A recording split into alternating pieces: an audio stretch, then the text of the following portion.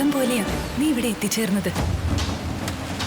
നിന്നെ ഇവിടെ എത്തിച്ചതാണെന്ന് വേണമെങ്കിൽ പറയാം. പാർവതി, നീ എനിക്കൊപ്പം വരൂ. അല്ല, ഞാനൊരു കാര്യം നിനക്ക് കാണിച്ചു തരാം. വരൂ പാർവതി, വാ. ജയ,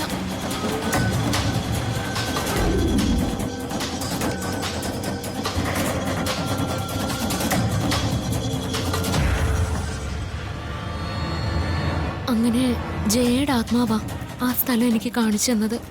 പക്ഷേ അമ്മയെ കൊലപ്പെടുത്തിയത് ആരാണെന്ന് അവരും എന്നോട് പറഞ്ഞില്ല. നീ അതിപ്പോൾ അറിയേണ്ട നേരമായിട്ടില്ല.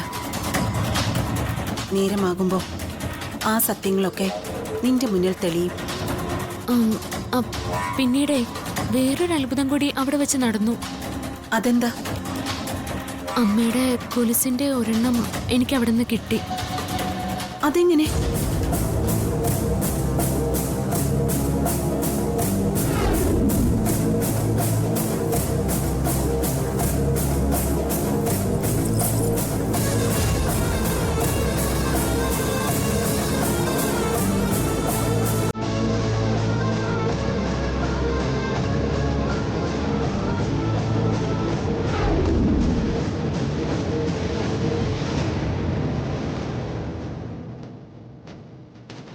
അപ്പോ നാഗരാജാവാണോ അത് നിനക്ക് നൽകിയത്?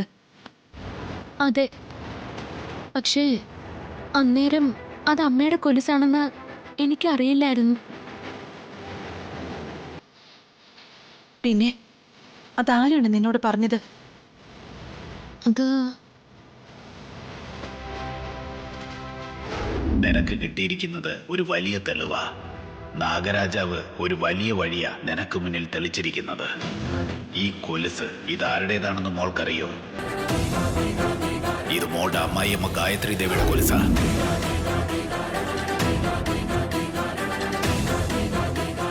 അദ്ദേഹം പറയുമ്പോഴാ ആ കൊലുസ് അമ്മയുടേതാണെന്ന് ഞാൻ അറിഞ്ഞത്.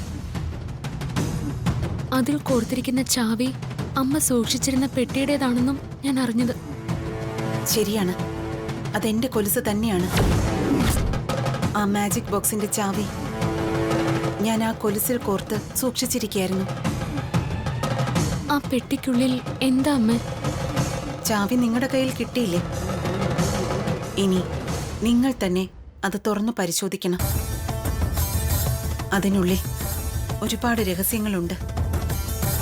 ഒരുപക്ഷെ നിങ്ങൾക്ക് ആ രഹസ്യങ്ങൾ അറിയുന്നതിന് ചില തടസ്സങ്ങൾ വന്നു ചേർന്നേക്കാം എന്ന് കരുതി നിരാശപ്പെടരുത്.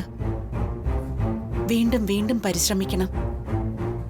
അപ്പോൾ ലക്ഷ്യത്തിലേക്ക് ഒരു വഴി തെളിയും. പാർവതി, നിന്നോടൊരു കാര്യം എനിക്ക് പ്രത്യേകം പറയാനുണ്ട്. ഞാനിവിടെ വന്നതും നിനക്ക് എന്നെ കാണാൻ പറ്റുന്നതും വേറെ ആരും അറിയരുത്. മറ്റാരും അതറിയാവുന്ന വിധം നീ പെരുമാറരുത്.